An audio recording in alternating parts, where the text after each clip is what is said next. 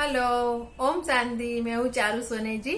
और आज हम देखेंगे इस वीडियो में हु इज गॉड, भगवान कौन है।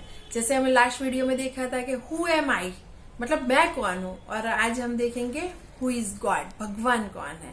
तो भगवान को जानने से पहले हमें खुद को जानना पड़ेगा। तो हम थोड़ा लास्ट वीडियो का रिपीट करेंगे।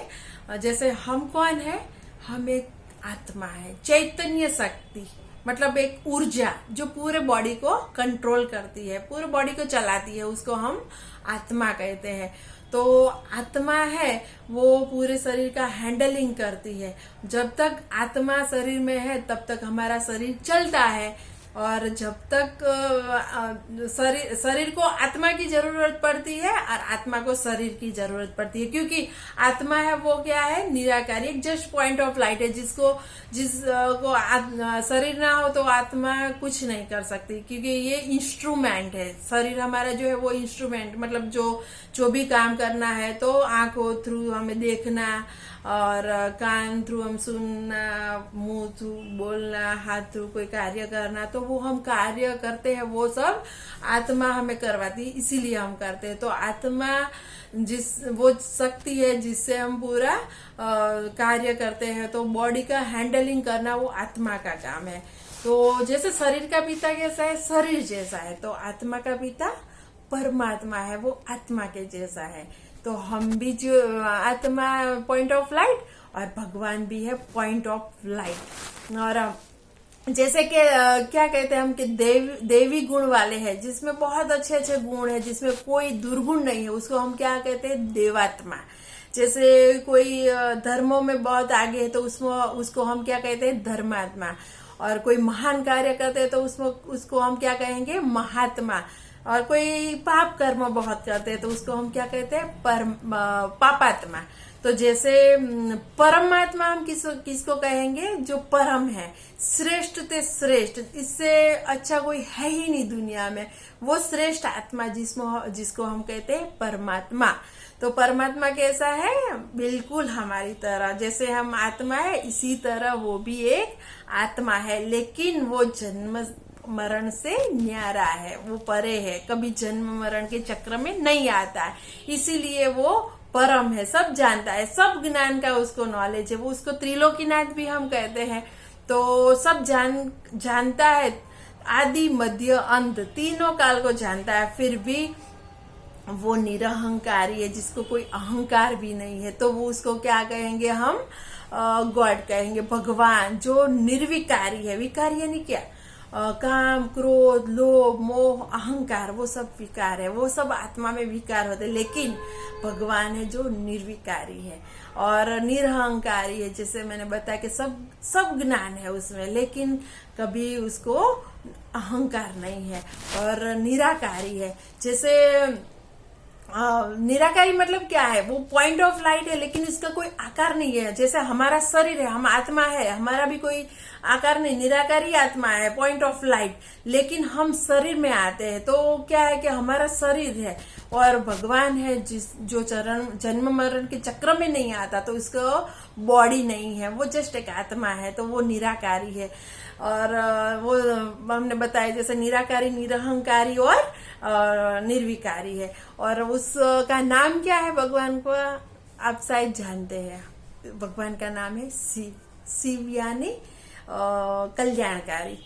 कल्याणकारी है वो, इसके लिए हम उसको शिव भी कहते हैं और सदा शिव भी कहते हैं। उसका गुणवाचक नाम है, मतलब जैसा उसका कर्तव्य वैसा उसका नाम।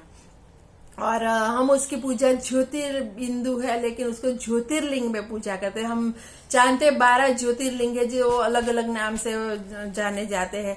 तो ज्योतिर्लिंग उसका कोई शेप नहीं है, लेकिन हम पूजा अच्छी तरह से कर पाए, इसीलिए हमने शिवलिंग बनाया है जो ओवल शेप का है। तो उसकी हम पूजा अच्छी तरह से कर पाए, इसीलिए इसको ज्योतिर्लिंग, उसको मतलब शिवलिंग बोलते हैं। तो शिव का मतलब है कल्याणकारी, और लिंग का मतलब है लक्षण। कई लिंग का अलग मीनिंग निकालते हैं, लेकिन लिंग का मीनिंग है लक्षण, जो हमेशा कल्याण करने वाला लक्षण रखता है, वो जिसको हम कहते हैं शिवलिंग। तो शिवलिंग की हम अच्छी तरह से पूजा कर सके, इसीलिए ऐसा शेप दिया है, लेकिन वो निराकारी है जिसका कोई आकार नहीं है।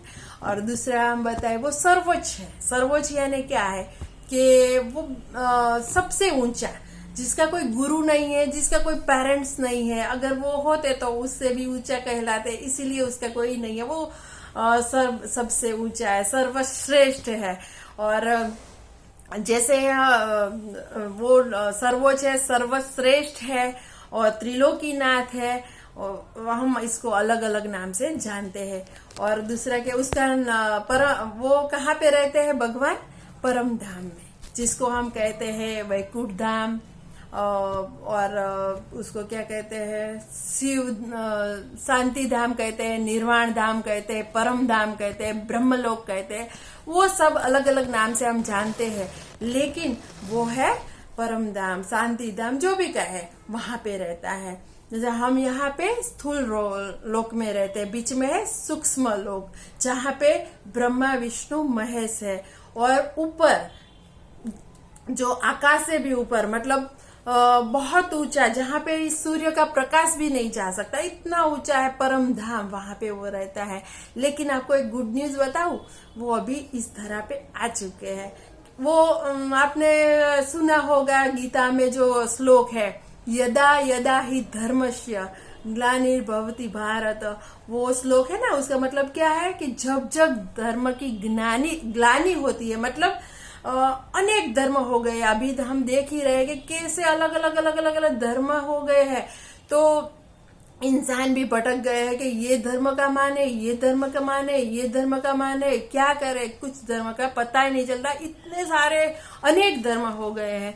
तो वो धर्म की जब ग्लानि होती है, मतलब बढ़ावा होता है, और तब वो भगवान यहाँ पे इस धरा पे आते हैं, एक धर्म की स्थापना के लिए वो आता है, और धर्मियों का विनाश करते हैं। मतलब अभी ये संगम युग चल रहा है। संगम युग क्या है?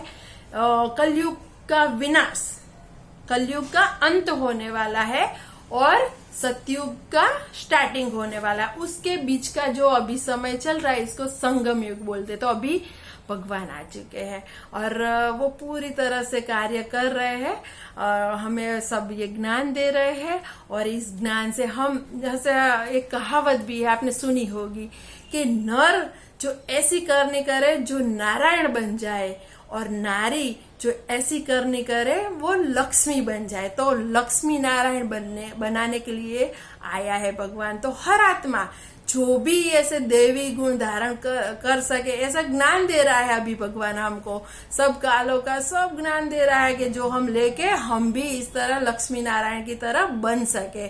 तो अभी हमारे लिए तो बहुत खुशी का दिन है, बहुत खुशी का अभी ये युग चल रहा है कि हम भी चाहे तो हम भी लक्ष्मी नारायण की तरह बन सकते हैं। तो आज हमने देखा कि भगवान जो है, जिस ज्योतिर्बिंदु स्वरूप है, वो प्रकाश पुंज भी कहा जाता है। और आपने देखा होगा कई धर्मों में जैसे प्रकाश की, लाइट की, और कई मोमबत्तियां जलाकर, ऐसे मतलब प्रकाश के रिलेटेड सब भगवान को पूजते हैं। तो एक वो कहने का मतलब एक ही है कि वो भगवान एक ही है, वो कभी जन्म मरण के चक्र में नहीं आता, और उसका नाम क्या है? शिव, सदाशिव। और वो क्या करता है? हमें सब ये ज्ञान देकर आत्मा से देवात्मा बनाने का कार्य करता है। और उसके वो रहते कहाँ पे है? परम धाम में। और बस इससे अधिक और कुछ जानना है अगर आपको, तो आपके नजदीक में जो भी सेंटर है, मतलब उसका नाम है प्रजापिता ब्रह्मा कुमारी ईश्वरीय विश्वविद्यालय, जहाँ पे आप जाकर पूरी इंफॉर्मेशन ले सकते हैं। तो thank you for watching. Okay, ओम शांति।